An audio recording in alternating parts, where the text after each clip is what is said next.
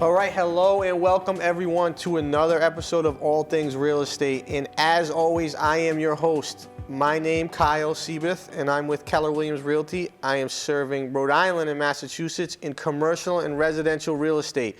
And as always, we have a special guest with me today. However, today I took a kind of different twist, right? So normally I have on mortgage brokers, attorneys. I think I had on last week. The last show was an attorney. I have different home inspectors, buyers, flippers, investors, property managers, all different things, obviously regarding real estate. Today I said, let me focus on something a little different. And I have introduced, I will be introducing Nick Carbone. And Nick is the owner and operator of Rhode Island Jewelry and Loan. And Nick has been in that business for multiple years. He's owned other franchises and other businesses within the space. And he just opened up a shop in Warwick on Post Road. So, Nick, thank you so much for being on the show. No problem. Appreciate you having me in here. I do think it's a good twist to what you've been doing. It adds a different perspective from the real estate thing. We definitely do a lot of private lending. Yep. Not a typical pawn shop that you would think, but So basically what Nick does, so Nick owns and operates the location in Warwick. So they just opened, you guys just opened up in Warwick on Post Road. What's the address? Yeah, so it's 1181 Post Road. We've actually been in the pawn and lending industry for going over 20 years now.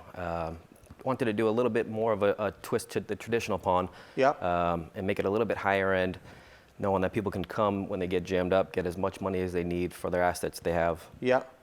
So the nice thing about your business, right, is that you are there to help people when there's a need. And I think there's a negative. I wanted to bring you on because, when you think pawnbroker or you think lender or you think jewelry, like secondhand jewelry or sales or whatever, some people have that feeling that it's a negative. Right? Now, I've been to your location. I always appreciate small businesses. And not only appreciate small business, but like to support people that are trying to grow a business in our state, in New England, whatever. I think the nice thing about your location is it's inviting. Definitely, so when you go in there, it's clean, it's neat, it's modern. There's workers that can, talk to people and understand what they're looking to do. So, a single woman, a single guy, a teenager or whatever, a millennial, they can go in there and understand, maybe Aunt Mimi died and left a bunch of stuff that they don't really know what the value is. Yeah. They have an outlet for it. Definitely. They have an outlet for it, and it's a legitimately run business. It's a business that has cash to give you if you need to trade in an item, right? So if I go in there with a necklace and I'm just looking to sell it, will you buy that? So we will purchase it outright. So to speak on what you were saying, like a lot of times the pawn industry does get a negative connotation. Right. We've been there for a long time and we've really tried to change that perception by being a place that people can come to in their financial time of need. People need money all the time for different reasons. Stuff comes up, maybe you lost your job, you're in between jobs. Right. We do a lot with certain real estate brokers that they're waiting for their closing to close and they need a little bit of extra cash. Right. So we try to just educate the customer, know that we're here in their time of need and can do whatever we need for them. Right, so you'll buy out, so it technically doesn't have to be, hey, I'm in a jam, I have this ring, I need money fast, can we trade it to you, and then you will give us cash for that. You could buy that, right? Obviously at a discounted value, you'd buy that because then you would turn around and resell it. Of course, yes, right. and we always have quality merchandise for sale. Well, that's another thing which I didn't realize, and when we spoke before the show, you kind of let me know that not only do you buy and take trade-ins, you also sell product. Yes. Right? So if a product comes in that's valuable, you'll put it on the showroom floor. And I believe this location used to be a jewelry place anyway. It did, so yes. it's well fit for... It used to be a jewelry store, so we have all the showcases, we have everything lined up. A lot of really nice items for sale. People wouldn't think that we have as much nice stuff as we do, but when you stop in, you're immediately taken back by, like you were saying, how inviting it is and how nice the location actually is. Yeah, and it's secure, it's nice. So some of the other things that you guys do, and I don't know if this is true or not.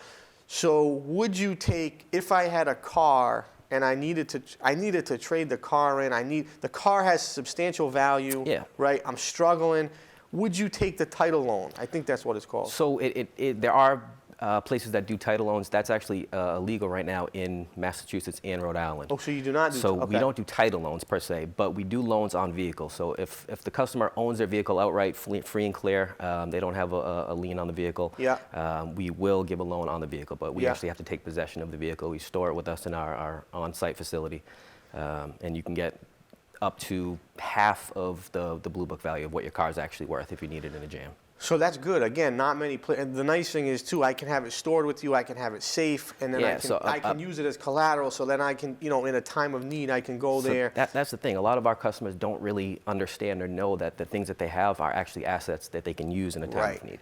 Right. One big thing that we do is the motorcycle loans. So a lot of times in the winter, people that have motorcycles, they own them outright. They don't have a place to store it.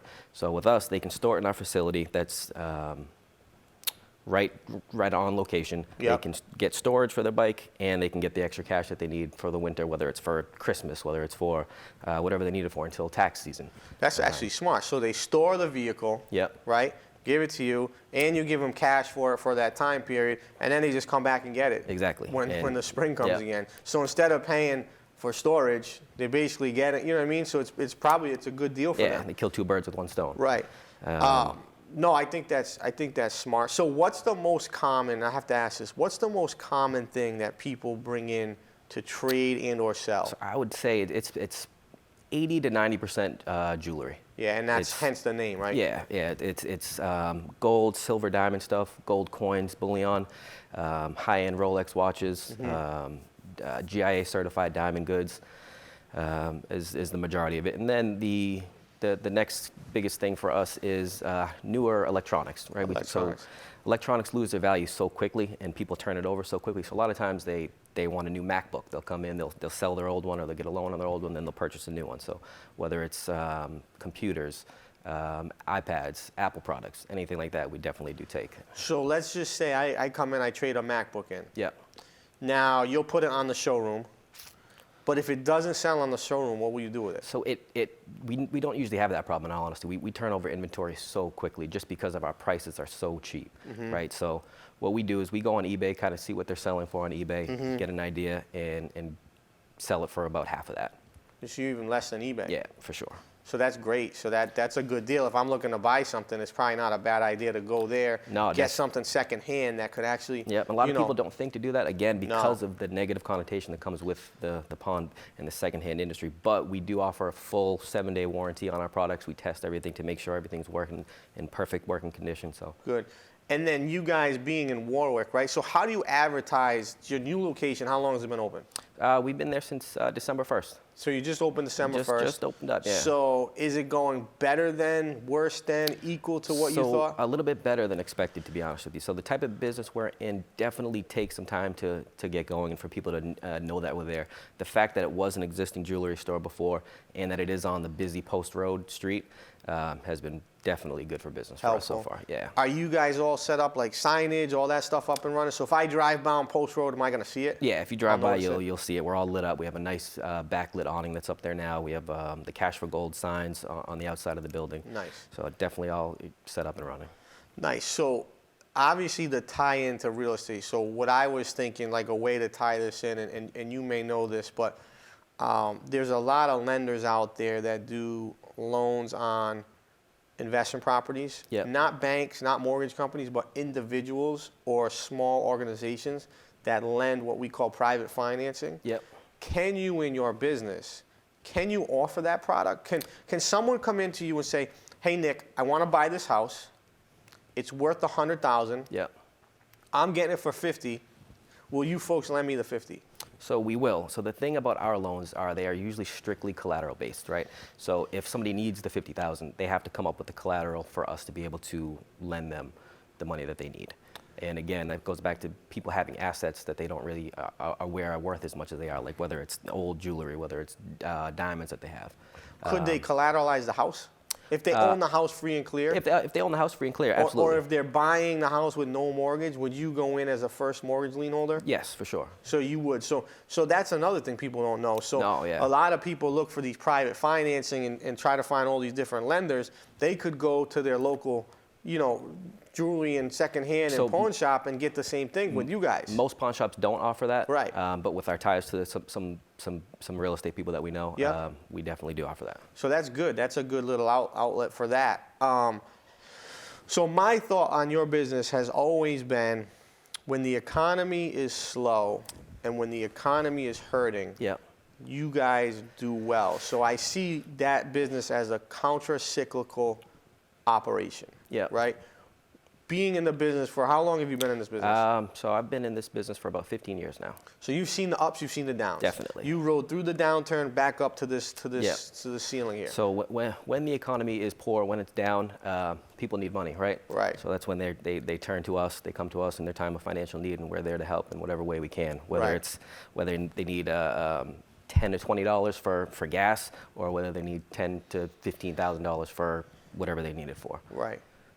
So have you seen a big spike or drop in revenue since the economy strengthened? A little bit, yes, to be honest with you. Yeah. I can assume. In the lending aspect, for sure. Yeah. But the side of the business that has been good because of the economy is our sales. The economy is better. People have money, so they're coming in and spending a little bit more, which that's helps. Good. So you see more on the sales side, just left on the lending side. Yeah. So do you guys do check cashing? We do. So you do. So yes. you do. So if I come in, I don't have an account, I can check. I can. Yeah. So a lot of people. I think right now it's 80%. No, maybe not that high, but it's 70 to 80% of Americans don't have a bank account. So sometimes people need an outlet to get their payroll check cashed, or they have an insurance check, or their tax refund check. Cool. Right. Yeah. You get a tax refund. Where do you go? Yeah. Now, can I cash a check if I get my tax refund? Where can I go to cash a check? Besides you, like, where else could I go? Yeah. Like, would Stop and Shop cash a check? I don't believe so. I think Walmart does. Walmart does. So no matter what, I could go to Walmart. But they do have a little bit more strict policy than we do. Got it. Yeah. So you guys are going to be the easiest route. If I get a tax refund, simple, it takes about 10 minutes. 10 minutes, I can get my check. Come in with your ID, you get your cash on the spot right there. That's nice too. I don't need a bank account. I come in, get my check, and move on. Yeah. So as far as like real estate stuff goes, right?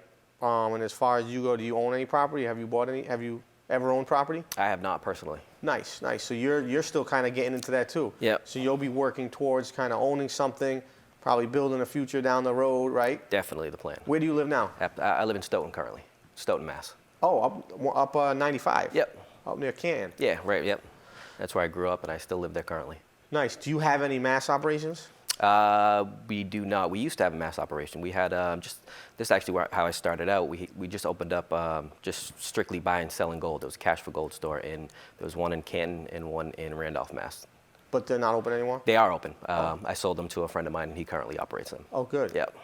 So that was just strictly gold? Yeah, that's kind of how I got started. I realized in opening the cash for gold places, when people would come in, they wouldn't just want to sell their stuff, right? Their stuff is sentimental to them. They wanted to come back for it, so we started offering loans. Right. And then it got pretty big, so we had to expand, and we came to Rhode Island. Right. What's some of the most unique things that you've seen probably traded in the last 15 years? Like, what are I know you have stories. Yeah, I used to watch that show. We definitely have some stories. I know you have stuff where people are trading. So I always have to go back to this one because I'm a Patriots fan. I'm a football fan. We had 2017 Super Bowl ring that came in. It was a player ring. So, oh, wow. Yeah. So I mean. But how do you value that? So we have specialists that we call on you have to, right? Because there's no way you don't know what a Super Bowl ring's worth. Yeah, it's worth what somebody will pay for it, right? Right, anything is. So right, it's worth that, but what they're gonna pay for it? Kind of like you with your real estate knowledge, right? Same thing. Like you know what a multifamily goes for. You know what this real estate goes for in this area. We have to have a vast knowledge of a lot of different items that we take in. Yeah, but I think you hit it on the head, right? So this could be worth, like a 2-family in Providence is worth this. But it's only worth what someone's willing to pay. Exactly. Until you get someone to pay for that, it's not worth that. On paper, anything could be worth any value. Exactly. But there's an executed value that gets done when someone actually buys it. Yeah, and that's something that we try to preach to our customers that come in, right? So we try to educate them as much as possible. A lot of times, people will come in with an item that they'll think is worth a lot. Like they paid $10,000 for a diamond ring, and they think it's worth so much, and we have to kind of let them down easy and let them know, hey, we're not trying to rip you off. We're trying to be as honest as possible. We show you how we get to the valuation that we come to, and make sure that you know you're getting the best deal possible. No, and what would you say so the Warwick store's only been open for a couple months here. Yeah. What type of clientele are you getting typically? Like, what's the demographic look like? Socioeconomic back? Like, what does that look like? So the goal in Warwick was to be a little bit more higher end and offer the service to people that might not feel comfortable going to your other location. The other location or a typical pawn shop. They have a little bit more higher end valuables. Yeah. So and it's definitely showed in the clientele that we've been getting so far. Yeah. Yeah. It's been like I said, it's been 80 to 90% jewelry. Yeah, that's good. It's been a little bit on the older side of clients as well. Yep. So a little older in demographics. Yeah, for sure. How do you market? How do you guys market? So, like, if maybe I didn't bring you on here, maybe 90% of the audience wouldn't even never heard of the company. So what's your game plan for growth from December 2019 for the next 5 years? Yeah, so in being in this business as long as we have, the marketing that has helped us out the most has been SEO and online campaigns. Yeah. People find us online. We're a place that people really do trust and that they really appreciate the service that we offer. So our customers let other customers know by reviews. And that really, really helps us out a lot, right? So reviews are important. Huge, because we're in the business that we're in. We're already a business that people are weary to go to, so people do their research, and our online presence has been phenomenal for us. So definitely try to get as much traction online as possible. The street that we're in is definitely gets us some great exposure for people driving by. It's right on the airport road, so it's great exposure for us. And then just kind of word of mouth, just doing good business with good people, and people will let other people know about it. So I asked that because I just want to see how similar it was to my business. Yep. Same thing. Yeah. It's online, it's SEO stuff, it's marketing, it's digital marketing, it's social media, it's visibility, for sure. Social media it's word of mouth, huge for us. It's reviews, like all that stuff. I mean, it's funny that you're in a total different business, but your marketing plan could look like mine. Agreed. It could be the same exact thing. I think it comes at the end of the day, it just comes down to, like, you try to help your customers and help people as much as possible, and that's what we do, and it shows. Yeah, and I wanted to get you on because, A, it mixes up basically mixes up my guests, right? Yep. So it kind of gives a different vibe to the guests. But B, I think there's such a negative connotation towards this space. Yeah.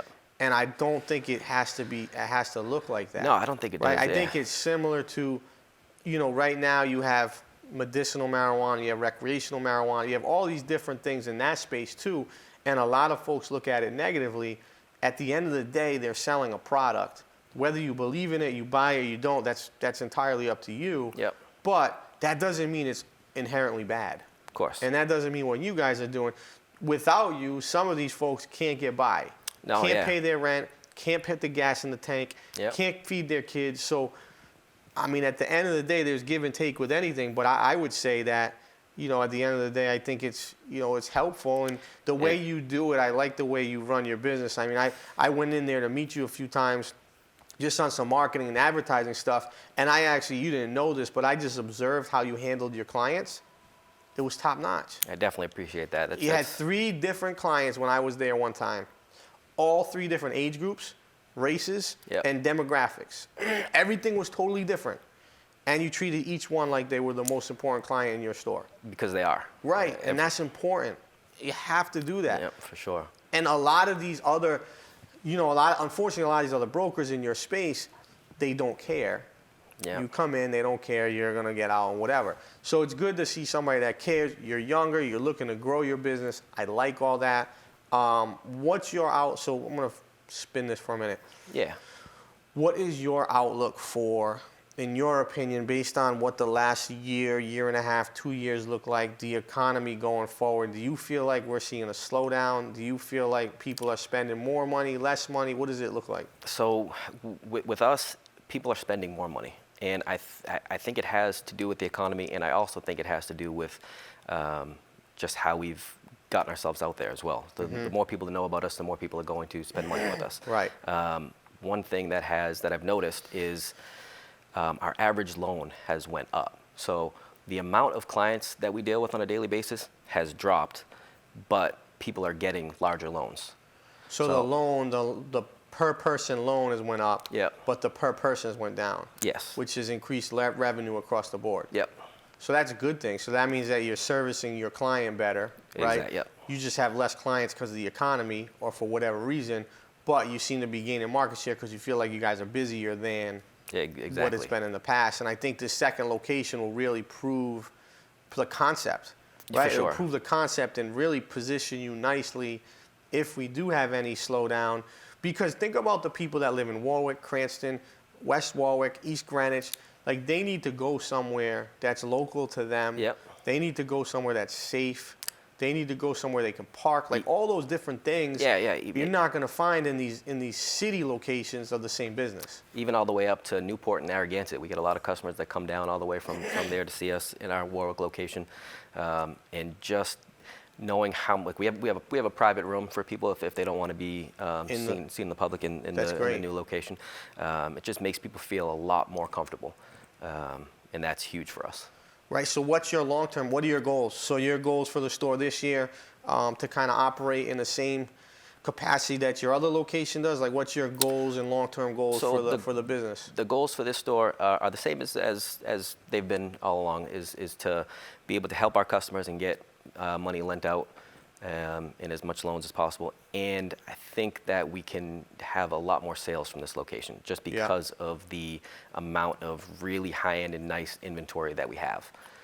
So the sales will be a function of SEO, marketing, and online. just educating the consumer as much as possible with what they want to come in looking for and us having it for them. So inventory-wise, too, do you ever get inventory not from people? Like, do you go and buy inventory online, or would you do that? Would you buy inventory from other places and then put them in the store? Yeah, we do, definitely. So you're not just focusing on what people bring in and praying that something comes in so you can sell it? Excuse me. No, not at all. So we know what our customers are looking for the most part. And like I was saying earlier, we flip inventory so quickly. So we have different outlets. We have different pallets that we buy of electronic goods online. We have back to people paying so much for jewelry. So we personally have personal relationships with a bunch of jewelers from Boston, from New York. They sell to us for a whole lot cheaper than they sell to the public just because the markup's so high. So we buy it from them, and then we're able to sell it to our customers for a discount as well, which is nice. So again, it feeds into that, helping out your clientele, and you get that. How often do you see the same people over and over? Like, how common are your clients? I'm assuming a lot of them are repeats. Yeah, so probably 90% of our customers are repeats. Really? Yeah, it's that high. That's how high the repeat business is. And another thing that people don't realize, I think, you don't know, you didn't know too much about the business before we started speaking. No. On average, how many percentage of people would you say come back and actually redeem their items that they get for a loan? 50.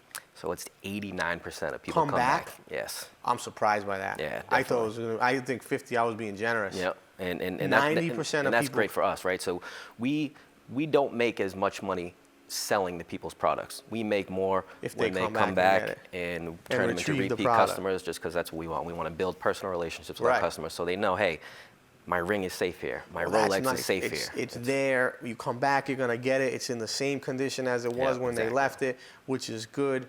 That's crazy. I'm surprised by that. Yeah. That's good for everyone. That's good for the people that come back and get their stuff, and good for you guys, and it kind of keeps the wheels in motion and keeps everything going around. So we are at the end of the show. I just want to say thank you so much for coming on. No, I appreciate it. It was totally different than anything else we did, which was good. I think it's important to bring a different light onto your business. I think it's important for people to see. How old are you? I am 31. See, for people to see someone in their low 30s that is starting a business, look, we're all in the same boat. Yep. We're all just trying to make it. We're all trying to do the best we can, and I appreciate that. With that, I want to say thank you so much for coming on. Thank you. I appreciate it very much. And I hope you guys all have a good day, and we'll be back next week.